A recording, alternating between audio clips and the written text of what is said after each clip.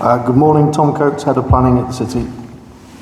Good morning, Councillor Duncan Walker, Cabinet Member, Housing, Safe and Resilient Communities.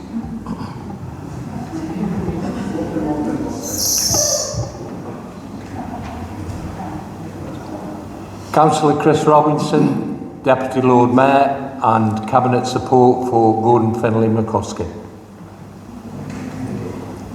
Morning all, I'm Carol Gibbs, I'm the Corporate Director for Housing, Regeneration and Operations. Good morning. And Tony McGovern, Director of Delivery and Growth. Morning, Rebecca Hurst, Senior Regulatory and Litigation Lawyer for the City Council. Morning, I'm Jill Leach. I am Head of Regulation, Employment, Democratic Services and Governance. Thank you. So if we're going to just move to the agenda. So item 1... Oh, sorry, yeah. Yeah, can I just say, the Deputy Lord Mayor was quite clear. Why that was, I don't know. He was the only one I could understand.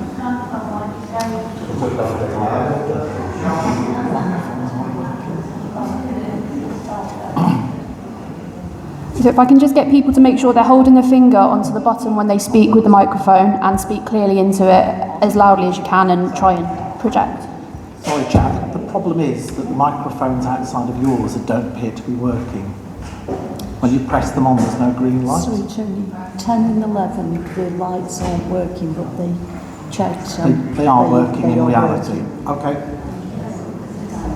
You just have to let us know if when we're speaking you can't hear, we can repeat what we're saying to make sure you can hear us. Is that okay?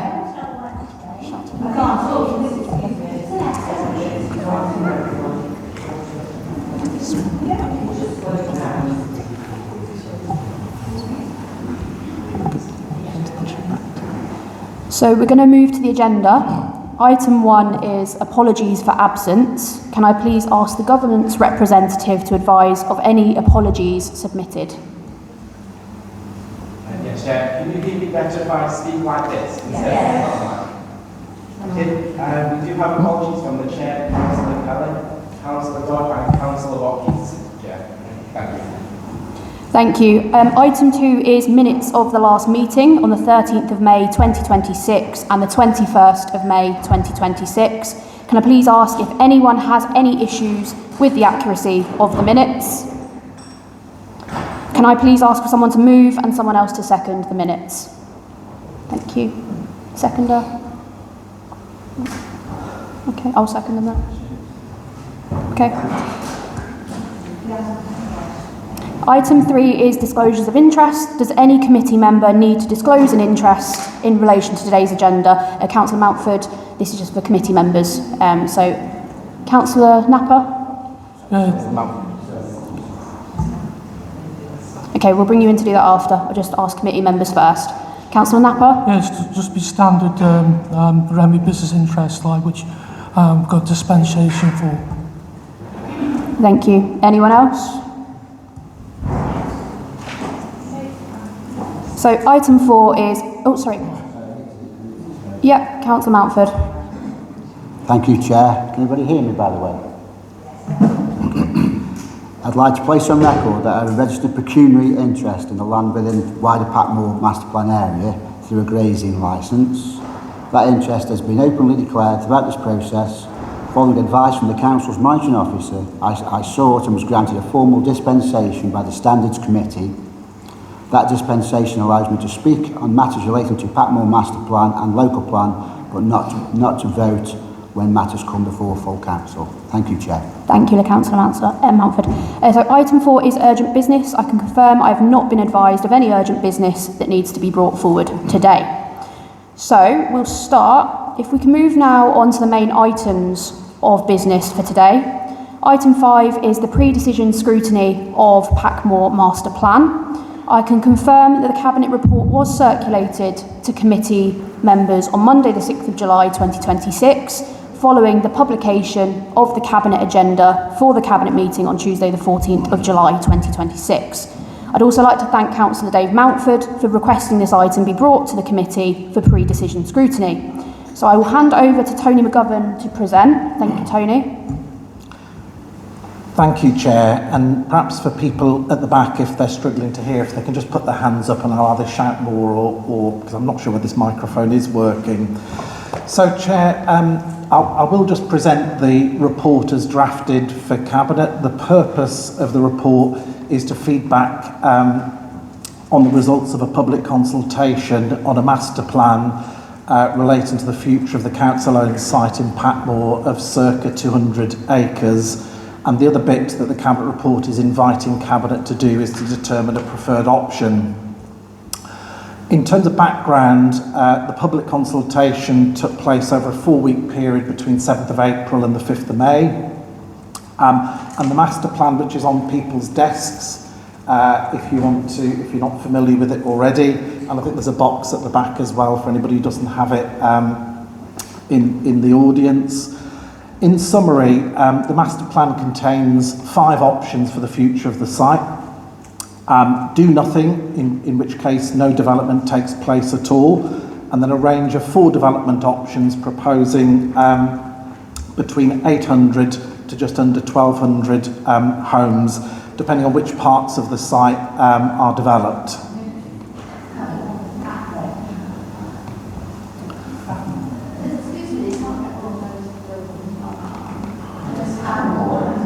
Can I just remind members of the audience and guests that they're not to take part in the meeting, please? Thank you.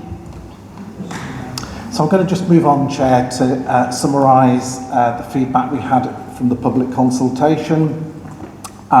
So we had 120 people attend the 2 events at Packmoor Primary School, and we had a total response of 448 responses, and they're set out in terms of the detail in Appendix 1. In terms of drawing out, I think, the key issues for the committee, one of the strongest responses was in relation to green space, landscape character and ecology, where there was about 408 references to green space, 401 references to wildlife, and about 340 to walking routes and countryside. And that represents a key theme in the consultation. It shows that this site is highly valued by the local community, and it was the one issue where we had the most responses in terms of the detail. In terms of other matters where there was significant feedback, congestion on the local road network was also a significant concern. I think we'll recognise that that does exist, especially at peak times, morning and evening. Also feedback about difficulty in securing NHS appointments, primary care appointments.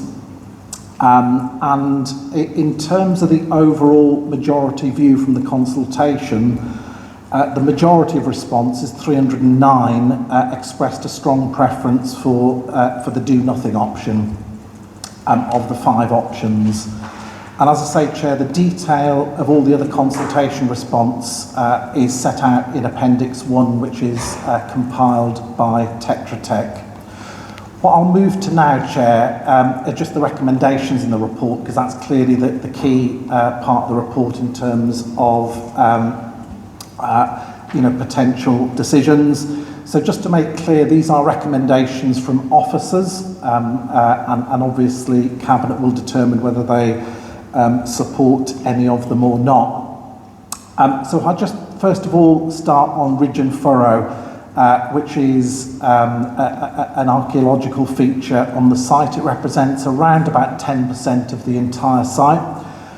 Ridge and Furrow is not automatically protected as a conservation feature unless it's part of a scheduled monument. And the Ridge and Furrow at Packmoor is not a scheduled monument. However, from an officer perspective, all of the Ridge and Furrow does represent the heritage of Packmoor. And I think if we consider that and also take into account the strength of public feedback on green space issues in Packmoor, and also, which I think is significant, the Ridge and Furrow on the Packmoor site is the only remaining example of post-medieval Ridge and Furrow in the city. So the recommendation to Cabinet from officers is that the two options relating to the development of Ridge and Furrow are excluded. In other words, the recommendation is we do not propose any development on Ridge and Furrow. The second issue, Chair, just to be clear, is in relation to Kidsgrove Athletic Football Club, who occupy about a 4-hectare area of the site. And obviously one of the options was about relocating the club and developing their current site for housing. So we've been engaging with the club on those issues during the consultation, and you'll see from a further appendix to the report that Kidsgrove Athletic Football Club have confirmed that they are open to engagement on a relocation. And just to make it clear for members, that does not mean the club has committed to a relocation. It just means that they are happy to explore that option with the council. So really, that's not for decision within this Cabinet report. We're not recommending any decisions in relation to development on that site. We will have to, if a development option proceeds, we'll have to work with the club closely and look at wider football pitch provision within the area, because Kidsgrove Athletic have got a lot of underage football club teams, and so if the pitches weren't there, we'd have to look at the wider locality as well as any proposed new facility at the former Golden Hill Golf Course, which is the option for relocation. The other important point I want to bring to the attention of the committee, Chair, is that in all of the 4 development options, just over 2 hectares of land has been reserved in the western part of the site for a proposed extra care older people's facility. We've got no details worked up of what that could be. I think the broad thinking is that it could be a tiered care facility where if people start off with low care needs, they can move within the site as their needs increase. But that's all, again, to be determined. So, in summary, Chair, coming to I guess the key decision that's being put in front of Cabinet to determine on the 14th of July is the decision from an officer perspective comes down to either option 4, which is circa the development of about 800 homes, or the do nothing option. And I will just explain the implications of both of those. In terms of considering the development option or the do nothing option, Cabinet have got to take into account a whole range of different factors. This isn't just a simple decision that is taken just on the basis of one factor. So the results of the public consultation have to be taken into account, but also the level of housing need and the need for affordable homes. As a council, we're the statutory housing authority, so we have a legal obligation to consider housing need and how it's met. We're also the local planning authorities, we'll come on to later in the meeting, Chair. But that also requires us as a legal duty to have a long-term plan for the city in terms of housing supply and delivery. And the final bit of our legal obligation as a council is under the Care Act, where we have to plan for the needs of an ageing population and their care needs. So it's all of those different and in some ways conflicting factors that Cabinet will need to consider very carefully. In terms of the do nothing option, if Cabinet select that as their preferred option, as I said before, Chair, no development would take place. The other decision that would need to take place is that Cabinet, acting as landlord, would need to formally withdraw this site from the local plan. It's currently in the draft local plan at circa 800 homes, so that would have to be removed prior to any formal submission of the local plan. So, Chair, I hope that I've summarised the report and the recommendation and some of the background. Thank you very much, Tony. I will shortly invite Councillor Mountford to address the committee to briefly outline the details of your pre-decision scrutiny request, Committee members will then have an opportunity to ask questions to verify their understanding if needed. Could I ask Councillor Mountford, just please limit the time of your address to 5 minutes and remain on the topic of pre-discussion scrutiny of the report circulated, which is specifically asking that Cabinet consider the feedback from the recent MasterPlan consultation and confirm and approve their preferred MasterPlan option. So over to you, Councillor Mountford. Thank you. Okay, thank you, Chair. If you could just allow me a bit of discretion, just a bit longer than 5 minutes, because it is a very important subject, this is, Chair. I will need to stop you at 5 minutes. That's okay. Thank you. Okay, thank you, Chair. Thank you for allowing this call in and allowing myself and the people of Packmoor to be here today. We've heard recently how burial fields is the green lungs of the city. Well, as we all know, there's lungs come in pairs. And as I've said, Packmoor is a second green lung. As the ward councillor for Great Chell and Packmoor, it was my decision to formally request the pre-decision scrutiny of the draft Packmoor master plan. I did so because I believe then, and I continue to believe now, that there remain significant unanswered questions about the consultation, the supportive evidence, the decision-making process and the wider impact on my community that deserves proper examination before Cabinet reaches that what could be one of the most significant decisions affecting Great Chell and Packmoor for generations. I didn't make that request lightly. I didn't make it to frustrate officers. I didn't make it to delay progress, and I certainly didn't make it to score political points. I made it because overview scrutiny exists to improve decision making before decisions are made, not afterwards. When I formally requested scrutiny, I identified 5 principal areas that I believed required independent examination before the Cabinet reached any final decision.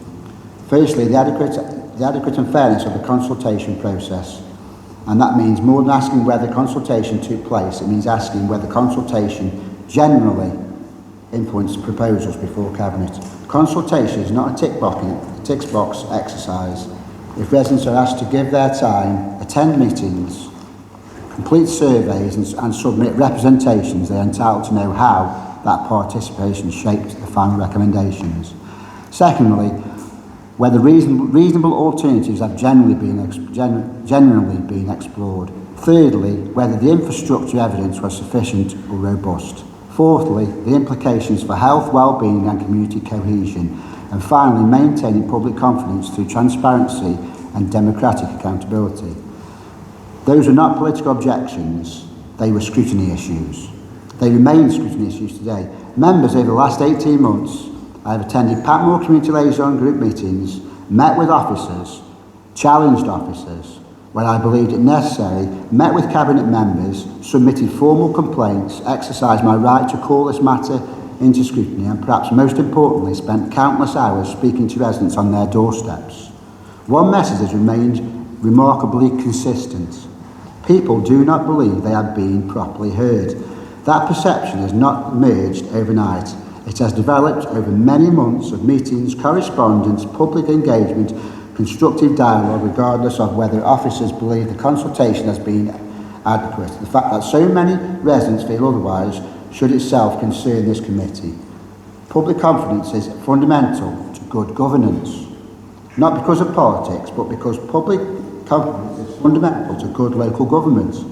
The residents' presentation for you today does more than express. It sets out chronology of events, compares the early technical development work with the later draft master plan, and raises questions about whether the consultation materially influenced the process. It also highlights that residents are still seeking to see clear evidence of how their consultation responses shape the final recommendations. Now let me be absolutely clear. Trust has to be earned. People are entitled to ask one simple question. What changed parts? Which suggestions were accepted? Which were rejected and why? Those are entirely reasonable questions for residents to ask. Entirely reasonable questions for the Scrutiny Committee to put to officers. The residents' presentation compares the reasonable... So they cannot hear me. The residents' presentation... If you just make sure you're holding your finger on the button at the middle while you speak, and then you should be fine. Thank you. People are entitled to ask one simple question.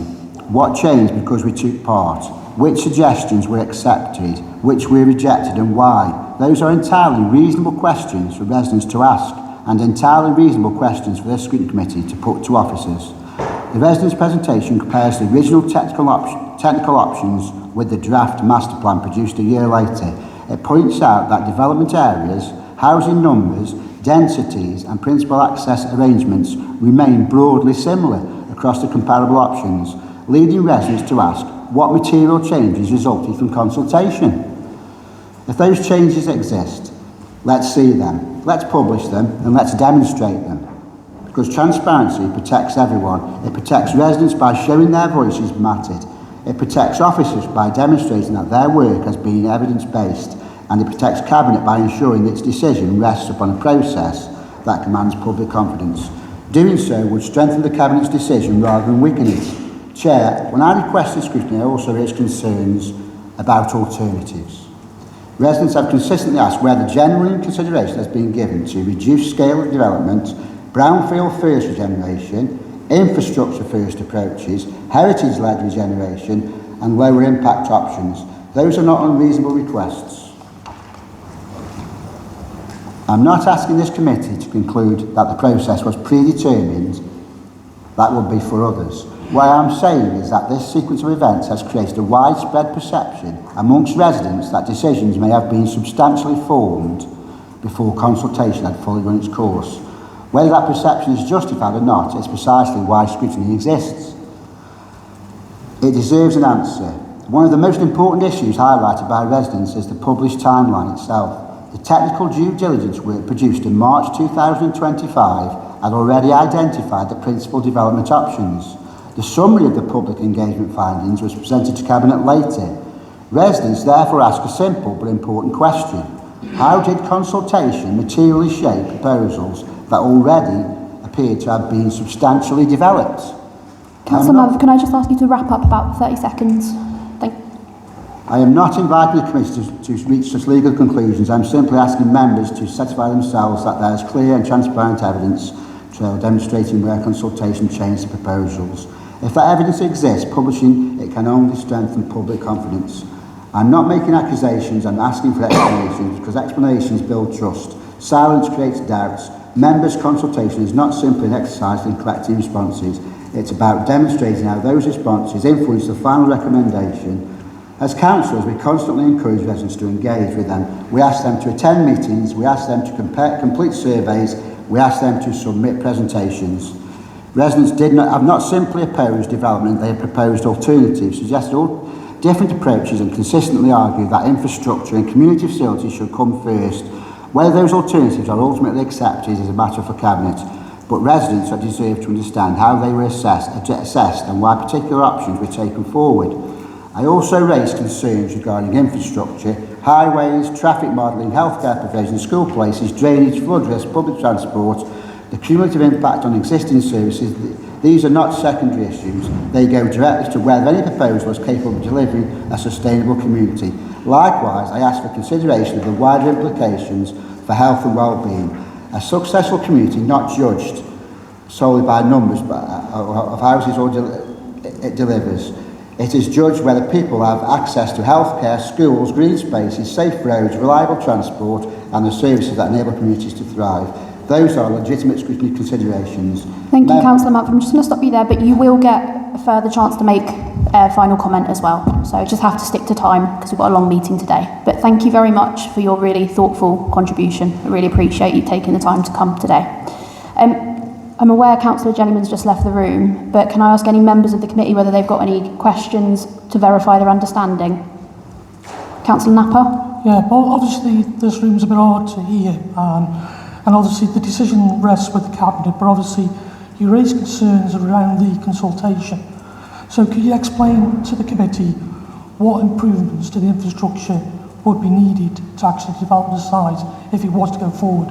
Obviously there's two options that the officers are considering: to do nothing or take it forward. So obviously as a ward member, what have these people expressed to you? And please keep it short, just don't wobble on. Thank you, Councillor Napper. I'll answer that as shortly as possible. I've attended all the consultations And I asked this very same question to the Tetra Tech engineer. And his answer to me, the question I asked him was quite clear. I said, the survey you've done clearly states that the roads, all the roads in the area are at or near capacity. So will your so-called infrastructure improvements either improve or degrade the infrastructure? And he said it'll do neither. So in that case, it just maintains the status quo. So by default, if you build 800 houses, it's going to impact on the infrastructure. So that was the conversation I had with the Tetra Tech engineer. Thank you. Does Councillor Evans, do you have anything you want to add, or? Okay, no worries, thank you. Councillor Jellyman's obviously not in the room with us, so I'll move on to the next. I'll now ask the relevant cabinet members and or senior officers who'd like to make any relevant comments. Would anyone like to go first? Councillor Gordon McCusker. Thank you. Can you hear me okay like this? Wonderful. Thank you very much everyone for being here, and it's nice to see so many familiar faces as we've got to know each other very well through the course of this consultation, I dare say, with many. So just addressing some of the points that Councillor Mountford raised, and I think that they're all, the majority of them are valid points. I just feel that most of them are addressed actually in the master plan. So first and foremost, the point about green lungs and about Berry Hill Fields and how important it is that we retain a lot of really high quality green space in the city. I couldn't agree more with the need to improve and enhance the green space that we've got, which is exactly why we've given that protection to multiple sites. And it's exactly why the master plan under any development option would ensure that more than half under every option on the table of the green space would remain. Now, I mentioned this when I came to Packmoor on Friday. Councillor Mountford's aware of it because we've had these conversations multiple times, but there is a legal requirement for something called biodiversity net gain, and that means that if you take an area, for instance, the size of this room, and it's got X amount of species and habitats and biodiversity, in other words. I can see people shaking their heads, but it is true. It is the law that there must be a 10% biodiversity net gain. And one of the things that's come across really clearly, it came across when Councillor Mountford proposed some of the options in the master plan today when we had the conversations, is how much people value green space and biodiversity. I've heard that really clearly through the course of the consultation, which is why we go further than what the law insists. The law insists that there must be a 10% biodiversity net gain. In the master plan, we target at 15%, so 50% additional than what is required. Now, in terms of the infrastructure elements and what is on the table, and coming back to the question that Councillor Napper asked, obviously, none of us in this room, not Councillor Mountford, not me, no one, none of the councillors in the room are infrastructure experts, which is exactly why we had Tetra Tech come in and undertake this assessment. And in the master plan, and I'm sure everyone will have read it, and I'm sure Councillor Mountford has read it, it has many, many points in there set out about the infrastructure. So on page 22, which I've got here, it talks about the highway infrastructure. And just to come back on the point that Councillor Mountford made about what he reports that someone told him, Tetra Tech and consultants in the room don't speak formally for the administration. We're very clear that development, if development takes place, the infrastructure requirements must be addressed and it must improve the situation now. I know because I visit the area regularly for friends and family and other reasons, including the consultations. I know that Turnhurst Road is a real choke point, and that especially at school time and rush hour, it gets very, very congested. And we've said through the master planning process that there would need to be circa 10 or 11 million pounds set aside specifically to address that question of highways infrastructure, and that would be funded through the development, not through council tax or anything else. And it's also just an opportunity to mention the fact, as I did on Friday night, but I'm aware not everyone was there, that recently the government provided a 105 million settlement for the city of Stoke-on-Trent with regard to transport over the next few years. And through that process and through the report that I took to Cabinet a few months ago, we have set aside a significant amount of that specifically for infrastructure investments where development would take place. Because I know that the old way of doing things, and you can all feel it, if you live in Packmoor, you know that those estates were built on green land 30 odd years ago, and the situation in terms of the traffic and other issues, health, etc., were not sufficiently addressed because people were just allowed to throw the houses up, build what they wanted, and then walk away. That's the purpose of the master plan. That's why we've got a master plan, to specifically address those elements. What I also want to say, and it's a broader point, but Councillor Mountford suggests that people haven't been heard or people don't feel that they've been heard. I've made myself available many times for conversations one-on-one and in group forums with residents, which is why I recognise so many in the room today. But what I would say is we absolutely have heard everything that has been said.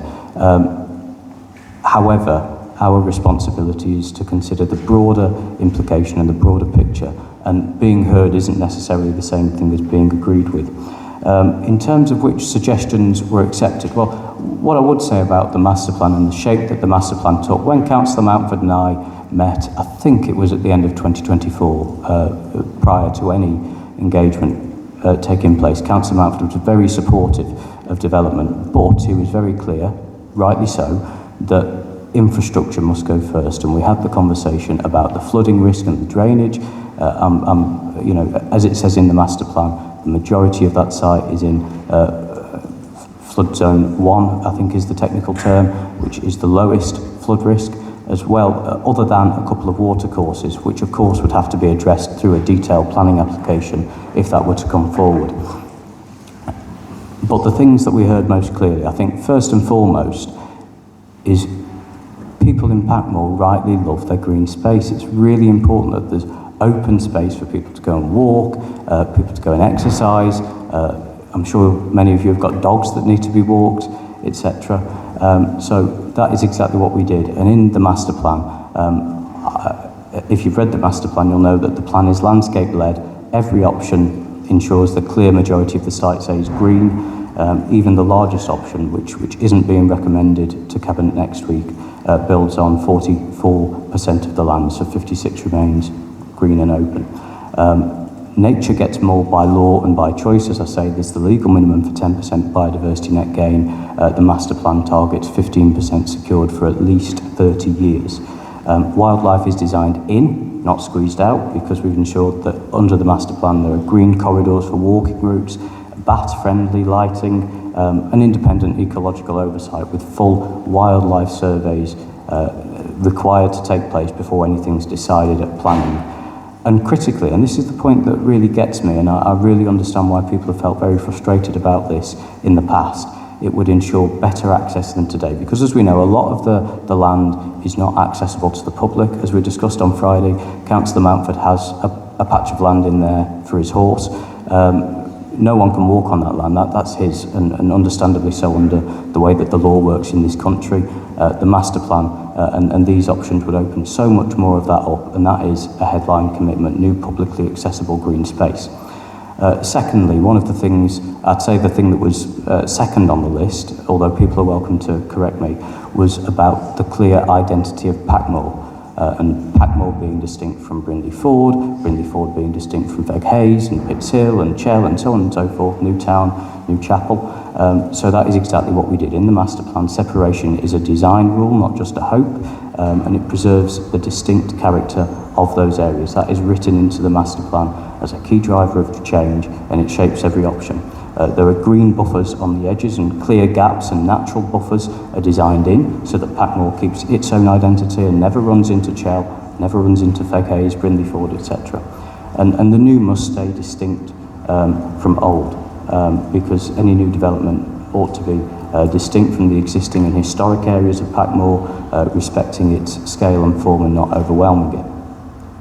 There was the point that Tony mentioned about, Tony McGovern, the director, about the ridge and furrow, and I'm well aware from conversations, it's very interesting really that this is the only example of post-medieval ridge and furrow in the city as far as we know. So that's why it's really important that we protect that land, that area is given due protection, very important. We heard it, we drew the options around it, and the master plan options include options that exclude all 7.5 hectares of ridge and furrow plough land from any development whatsoever, because its rarity is recognised. And again, a proper investigation, a geophysical survey is recommended to establish its full extent and significance before anything else happens. Then moving on to the roads, people said, and I heard it very clearly, the roads can't cope now, more homes would gridlock us, and I agree. I agree that if nothing was done, it would be gridlock, which is exactly why, and I just want Councillor Mountford, if you're not aware of the £11 million figure that's in there, if you're not aware of the proposals around highway capacity, particularly along the A527 and the spine road that goes through, you are now, because I've said it again, but it's £11 million earmarked roughly for road improvements in and around the site if development ever proceeds, including that new east-west spine relief road, which would be specifically designed to take pressure off the village streets. 4 junctions would be upgraded first. There's Mellor Street and Turnhurst Road, the A527 and Turnhurst Road, A527 in High Lane, and A527 in Oxford Road. Like I say, I'm very well aware of the difficulty that road has now. I grew up on High Lane and I lived in Kidsgrove, so that was a regular route, and it's always been the same ever since I was a kid, and that has to change, doesn't it? Bull Lane and Handley Street would both be protected because that was something that came up. I had conversations with people on Handley Street particularly, so northern accesses were deliberately ruled out to stop that concern of rat runs through the village, and the new spine road is designed to carry buses and keep traffic out of the core. And critically, and this is the important point about the fact that development needs to be done differently to how it's been done in the past. Development needs to be phased so that the road infrastructure keeps pace with the development and the increase in vehicle movements. We were told at the meetings about concerns with regards to school and healthcare capacity. So we went and we did, as I'm sure anyone would expect us to do, and we checked the figures. An independent report found that the primary school would not need new provision, whatever the house numbers. That is largely because of the steep decrease in the birth rates in Packmoor, from about 163 in circa 2010 to about 62 in the last few years. So currently there are 45 places unfilled today, and births in the ward and in the area have gone down, which means that the number of places that are free now is expected to continue increasing, which actually, as I'm sure you know, because of the way that education is funded in this country, would put that primary school at risk of undercapacity and classes being merged. I hope that wouldn't be the case, and it's very important that is addressed. As well as that, obviously there would need to be additional capacity, quite possibly at secondary schools, and that extra capacity, secondary capacity, would be development funded as it is in this country. Health capacity would be assessed and fixed. If the medical centre or the pharmacy couldn't cope, infrastructures, improvements and new facilities may be required, and that would be funded through legally binding agreements. And of course, actually the school games too, with an extended playing field, running track, junior pitch, and hopefully some new parking and drop-off access away from village streets. We heard about the concerns with mine shafts and red ash. So I'll be really, really clear. This is the master plan. It was at all of the consultation events. Nothing is hidden. It's all in there. There's 54 mine entries mapped.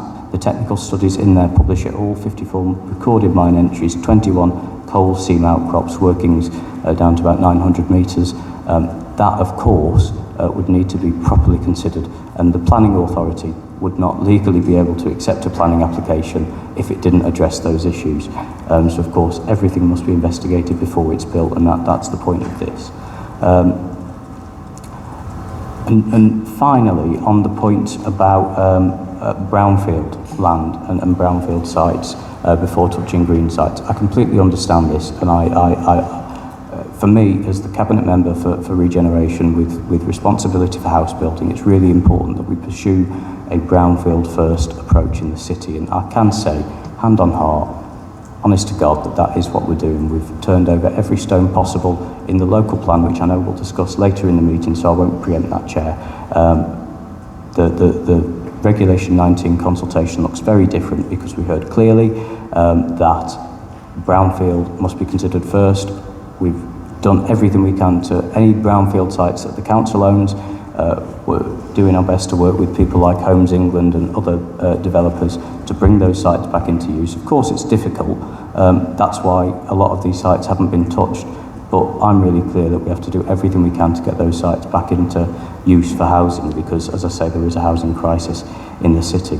And finally, and this is the point, and again, I don't want to stray into local plan territory, but one of the things that came through most clearly, and it wasn't necessarily through those events, because these voices often aren't heard, but I did hear these concerns raised time and time again.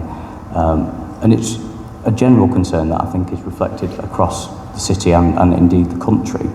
Our kids can't afford to stay in the village that they grew up in. That is a real problem, and that is exactly why we have to get on with the job across the city. I'm not talking about Packmoor specifically. The number of houses that have been built in this city over the last, I'm not even going to say decade, it's longer than that. It's longer than that. Has been too low, and that's why we've got to address that, and that's what we're doing. And just finally, this is final, and I'm sorry, Chair, thank you very much, because I think this is a really important point. Councillor Mountford has repeatedly raised this point about predetermination, about the fact that proposals look very, broadly similar to how they looked in the first instance. That is because right from day one, we've been really clear that we have to listen, and that the concerns and the suggestions that people have put forward have to be designed into the plan from day one. Of course, it's a process that hopefully gets better every time, and so I think that the proposals and the details set out in the master plan is far more detailed. I think it's an undeniable fact than anything that was mooted, we shall say, in the winter of 24-25. But I just want to make it really, really clear that that is because we've listened. We listened right from the get-go. When Councillor Mountford was supportive of the development under certain, conditions, that has been reflected and designed into all the work that's taken place throughout. And now I'll shut up. Thank you, Chair. Thank you, Councillor. I'll now move to any senior officers wishing to make further comment. No? Okay. I'll now open for committee member discussion. May I remind Councillor Mountford, Cabinet members and officers that you may only be brought in to answer specific questions, and you're not to take part in the discussion, please.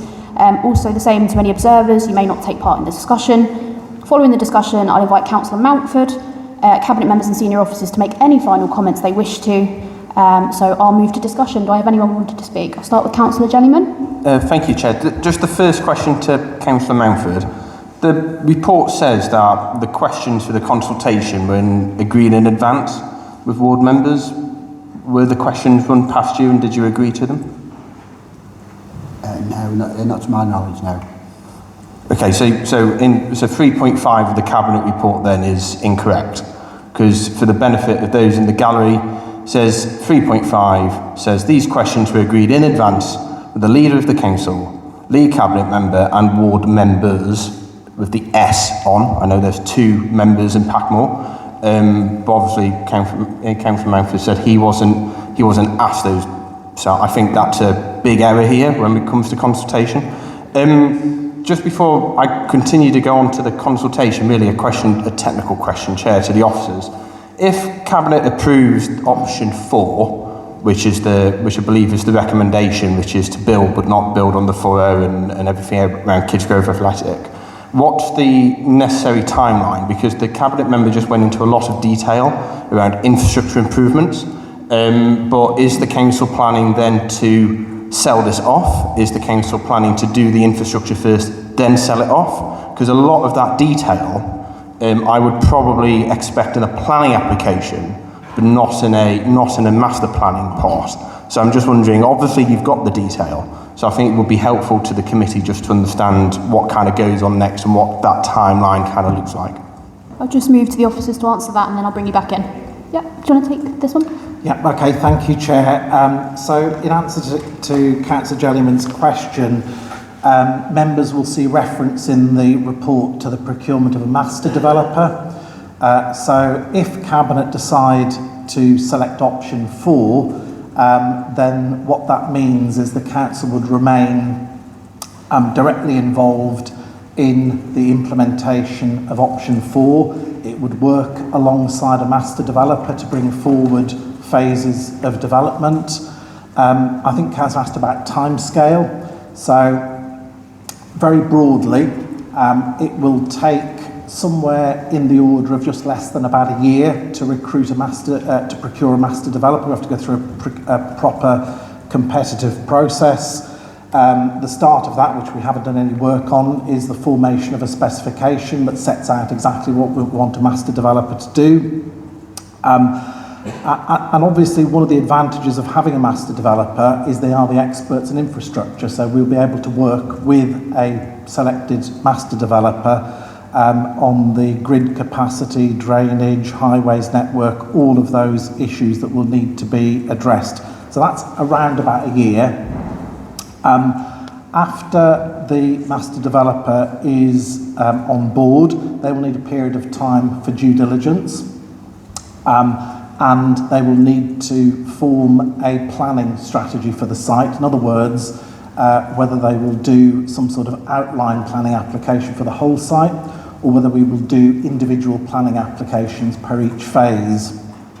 My best estimate, Chair, and it's a very crude estimate, is that for a master developer to do their due diligence, form a planning strategy, and then start to submit a planning application in, you're looking at about another 2 years worth of work. And then there's the determination of those planning application or applications. So in all honesty, Chair, in terms of Councillor is saying when would development, whether it's infrastructure improvement and or main works construction for a residential extra care facility, my best sort of estimate from today is between 3 to 4 years from today. Thank you. Back to Councillor Jellyman. Thank you, Chair. Thank you for that. So if we're talking potentially 3 years, we can easily put on another year we all know how slow local government can be. So you're talking 4 years before anything starts.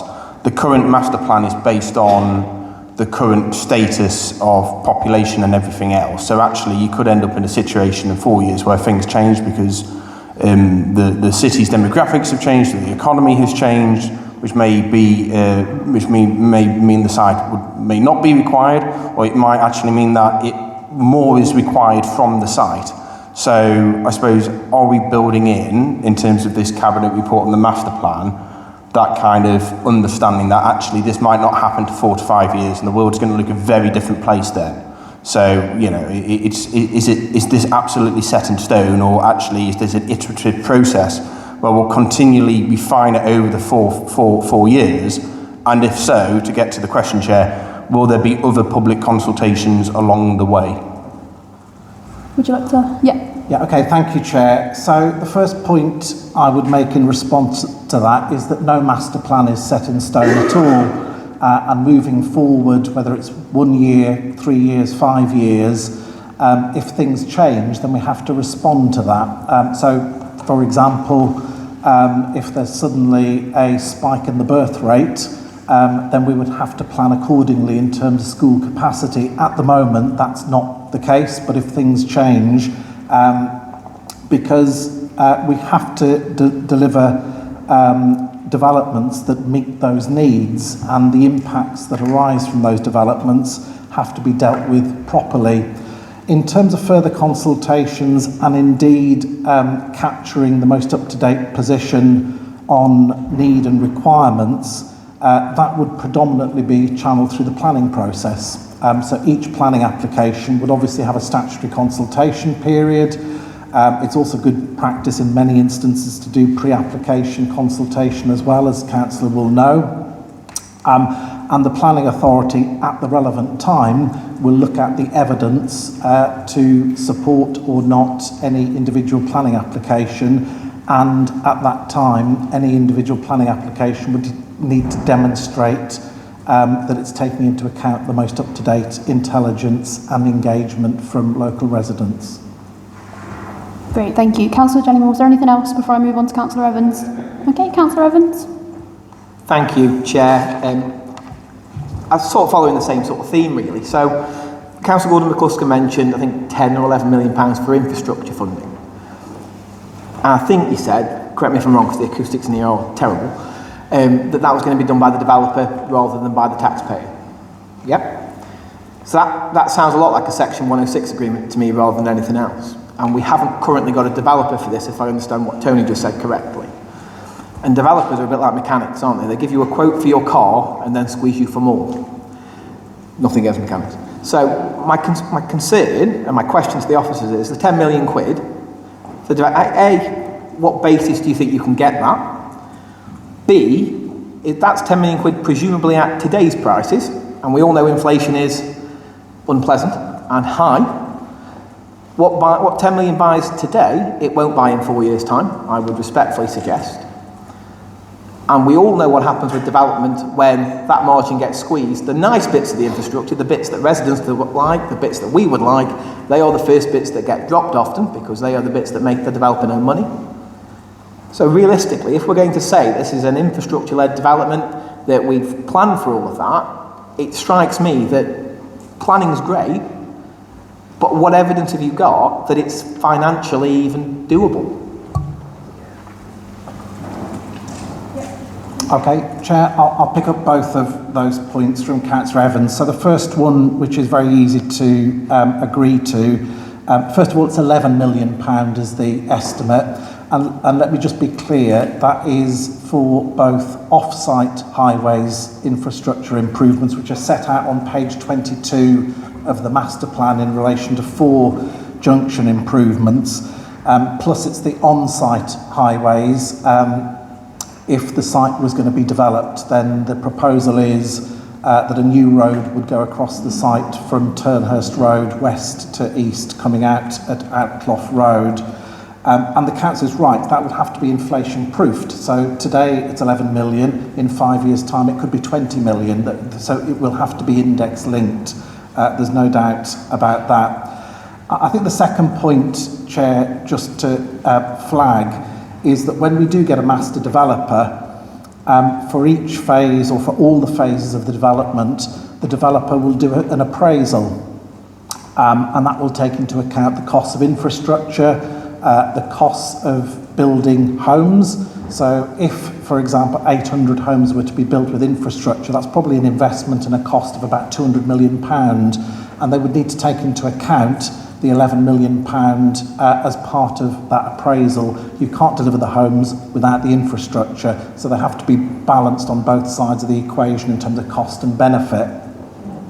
I think the other element that we will look at, Chair, which is why the council will stay in the ring in terms of as these phases develop, if that's what the decision of Cabinet is, then the other bit that we do frequently on developments is secure external grant funding. And Councillor Gordon McCusker has already referred to the fact that we've had confirmation over the next 3 years that we're going to receive £105 million. There's also other funds. The DFT have recently announced a fund which is specific to larger housing sites and investing in road infrastructure. So the appraisal will take into account all those combination of factors to make sure there's a clearly funded strategy to deliver that infrastructure. And it will also, from a developer point of view, they will only proceed on a commercial basis if it's viable and commercially, sensible for them to do so as well. So that is their calculation in terms of, coming from that perspective as well. Brilliant, Tony. Thank you. Back to Councillor Evans. Thank you, Chair. I hear all of that, and I get what you're saying. My challenge, though, And Councillor Gordon McClusker specifically said the reason that we employed Tetra Tech is because they are experts in infrastructure, which he's also very right, none of us are around this table. And I hear what you're saying about a developer coming and doing an appraisal at that point in time. Perfectly reasonable and sensible. However, the narrative to residents seems to be very much, well, we've got this 11 million. Well, we don't know that we have. We don't know that will beat the cost, for one, and we don't know that we've got it. And I think there's something about being consistent in the narrative, because Councillor Gordon McClusker Wright also said that this would not be taxpayer funded, and he's nodding. And you've just said, understandably, well, there's external money. What do you mean external money? You mean government money, so you mean taxpayer money. So the narrative is incorrect. And I think it's important when we are having those discussions with residents that we are consistent and accurate in what we're actually saying, because we often, politicians are terrible for it, conflating terms, and you need to be very mindful about doing that, because that external funding is still taxpayer funding. It just happens to be coming from a different tax. I have one other question, though. It's for Councillor Gordon McClusker for mine. You mentioned the point around identity and village identity, and as you're aware, I'm very keen on that, representing a pretty rural ward myself. And I hear the point around buffers being put in so you don't get bleed from one development to another. But identity is more than just having a field in between you and a neighbouring village. It's also the feel of a village. And I suggest that 800 houses in a village of the size of Packmoor currently is a significant development. So what are we doing, first of all, to protect that village identity? And that's not just infrastructure, that's how the village works. And my other question, which I don't think has necessarily been answered, is sort of Councillor Mountford's question. I absolutely hear the point around there's been a lot of attendance at meetings, there's been a lot of consultation, and no one can deny that. But what has been the outcome of that? What has actually changed through this process based on feedback from residents and others? Thank you, Chair, and thank you for that question and your other points, Councillor Evans. I think you're right in what you say. So, in terms of identity, and the point you make about identity not just being physical and on a map is absolutely right, and I agree. I don't want to get too fluffy in what I say, but I do feel that a large part of identity and community identity is the people, isn't it? And it's about people being able to stay local. It's about older people, and we know that Packmoor has, like the rest of the city, an ageing demographic, which is good. It means that people are living longer, and that's a good thing. And right now, I'm not necessarily convinced that there's sufficient provision for as many people as possible to stay local, which is why in the master plan it talks about a specialist facility for older people with higher level care needs to stay local. But also as the place grows, and I've heard, and I'm aware that the anecdotal conversations isn't necessarily the be-all and end-all, but when I speak to people in Packmoor, and I'm hearing about many people whose children, adult children, who would like to stay in Packmoor and in the broader area, having to move away, whether that's to Kidsgrove or to Chell or Burslem or anywhere else for that matter, which is why part of identity, I believe, has to be about growing at the same time and making sure that there's space. Obviously, as people age out and perhaps aren't at home anymore or pass on, there are homes become available, but not at the rate that's currently there. A static, closed system, as it were, doesn't expand that and allow people to stay local in a way that I think is really important. But critically, I think, and there's plenty of people in the room, and I'm sure from Packmoor, and I'm sure I'll be told in no uncertain terms if I'm wrong, but I think a large part of Packmoor's identity is its green space and being able to step out of your house, maybe walk no more than 5 minutes and get to a wonderful big green space. And that's why we're really clear that has to be protected and enhanced as well as part of that. There are probably 100 other areas I could go into more detail about in terms of shops and even at school, bus routes, etc. But I think I've covered what I wanted to there. If there's any more, I'm happy to answer. Can I just bring Tony in? Did you want to add anything? Just one thing, Chair, if I can, just picking up the point that I think both Councillor Mountford and Councillor Evans has raised about how public feedback has shaped the options. So if I just give you a few examples on that front. So first of all, as you can see from the report, there is a do nothing option as part of the decision available for Cabinet. That does reflect the majority of the feedback that we've received from residents in Packmoor. And I think, Chair, conversely, if we had not included a do nothing option in the report, then I think we would rightly be criticised for ignoring residents. The second issue, which goes back into my involvement in December 24, is one of the most fundamental chunks of feedback we've had from residents, is local congestion on the highways network. And that's led us to do a piece of work about what improvements would be required if housing was developed on the site.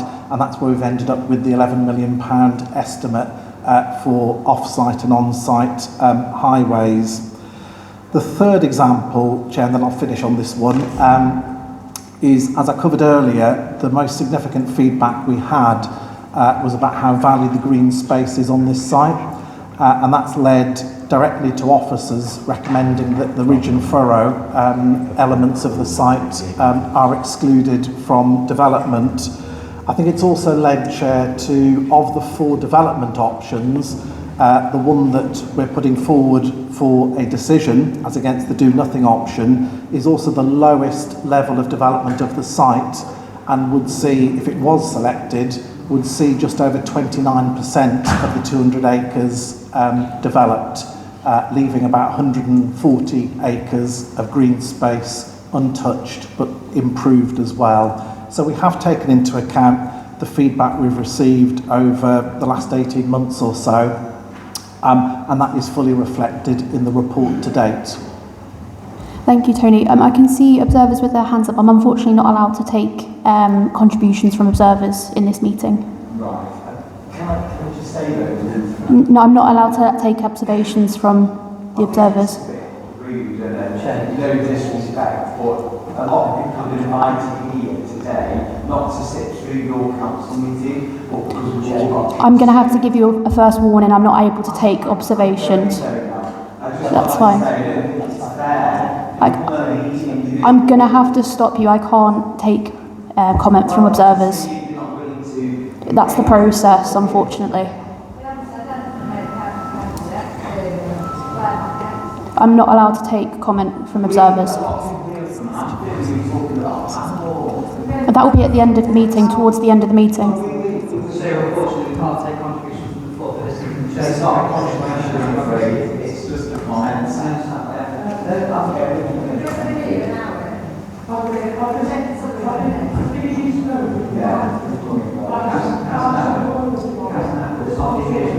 Councillor Napper, let's leave it there. Thank you.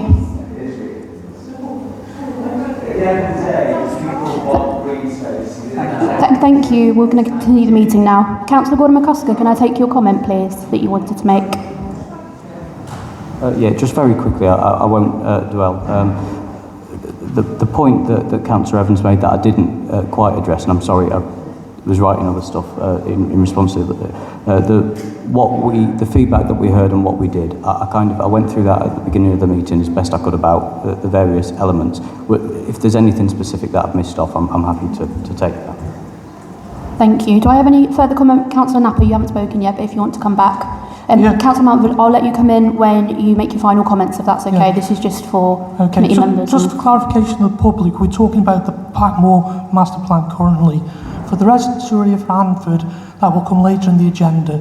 So I just want to clarify that for the members who are in the public gallery, because that's important. But obviously, coming back to the Packmoor master plan, obviously, when you look at the leisure currently on the site, you've got the football club, you've got the Route 55 national cycling path that goes through the route, and obviously there's various sort of public rights of way that go through the site. So obviously, when Cabinet considers the options, either option 5 to do nothing or option 4 to do the lowest number of houses on site, how can we actually ensure that this site is opened up for leisure for the residents in the area? Because I think whichever decision you come to, it's highlighted from the consultation that there is an issue around the opportunity for people to engage and use these open green spaces on their doorstep for leisure facilities. But then that opens the next question. You know, we've got a lot of green space in Stoke-on-Trent, as Carol does know. Cutting grass and maintaining it costs a fortune. So where do we get the money to maintain it if we do adopt it as open space? Thank you. Is that Tony? Yeah. Yes, Chair, I'll have a go at some of that. So in terms of maintenance of any improved green spaces, that is dealt with in one of two ways today when housing developments are delivered. Either it is maintained by a management company that's specific to an estate, and the residents of the estate would have to pay for that. Or if it's adopted by the council, then we receive a commuted sum through Section 106 to look after the green space in perpetuity. In terms of your wider points about leisure, let me just be clear about a few things. Number one, there is no decision to relocate Kidsgrove Athletic FC, so that is staying until there's a new decision, both by the club and the council in partnership. I think the report makes really clear we are not relocating the club against its will. That will be a voluntary decision if it, makes sense for both the council and the club. In terms of public rights of way, there may be some changes to some of those, and there's a statutory process that would need to be undertaken if we're going to amend in any way, shape or form the current public rights of way on the site, and we've got a very clear understanding of where they are.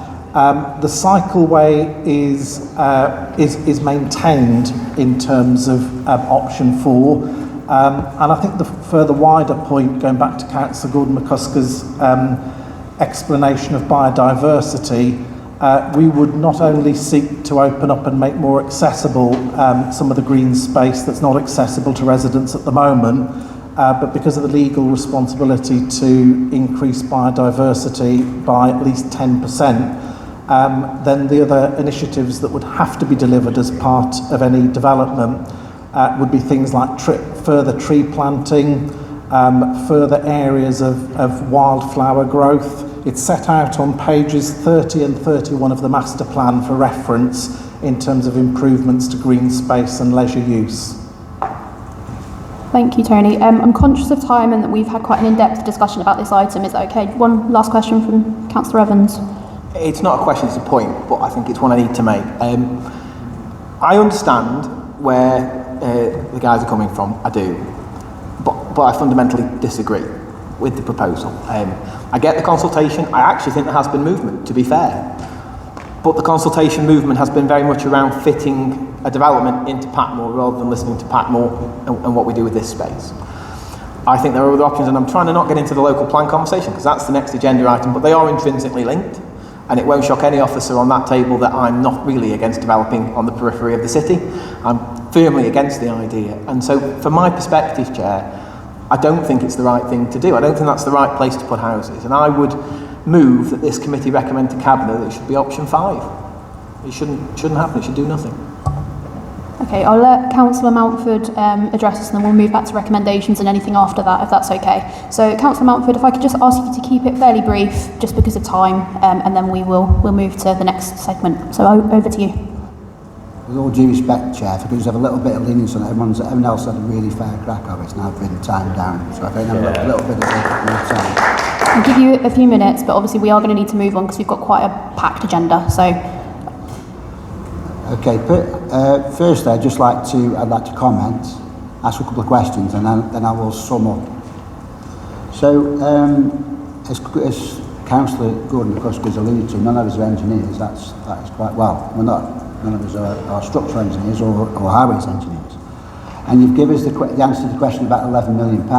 And whether it be in a formal or an informal setting, it doesn't detract from the fact, as Tetra Tech said to me, and I'll take him on his word, as an engineer to engineer, I'll take him on his word on that. He said there'd be no visible improvements. It wouldn't improve, it wouldn't make it worse, it would maintain the status quo. So that isn't, that isn't improving the infrastructure. So that's a comment. You've continually mentioned options. Option 5 was never mentioned in the original forms. It was structured in a way so you could get your answers to regarding the green space and everything else. So I will ask a question now. The technical work was completed before consultation findings reported. How did later consultation influence earlier proposals? Just explain the timeline. Can I move to Councillor Robinson? He wanted to come in and just respond to that, I think. No, sorry. Okay, no worries, sorry. Okay. Do I have a officer or cabinet member wanting to respond to Councillor Mountford's question? Yep, Councillor Gordon McCusker. Well, I'd just politely point out that in that first round of consultation, Councillor Mountford, you sat in the room and agreed to those questions. So there's no point coming back here 18 months later and saying why were the questions not X, Y and Z when you agreed to the questions. I just think that openness and honesty with the public is really important, because I agree that the process has had to change throughout, and we've had to make sure that it's done in a way that everyone feels comfortable with. There were issues around the way that the first meeting went, and I took all of that on board. It's why I was there, as I say, on Friday night, and I've been multiple times. But I just think it's not fair for you to make that kind of point when you were in the room and you agreed to the questions. I'll just go back to Councillor Mountford. Just remind you, this is your summing up time, so if you could just... Okay, it still doesn't. You still haven't answered the question, right? Because of the timeline. The work was completed before the consultation findings were reported. That's fact. Okay, if I can just sum up, please. So the level of engagement demonstrates how important this issue is to the community I represent.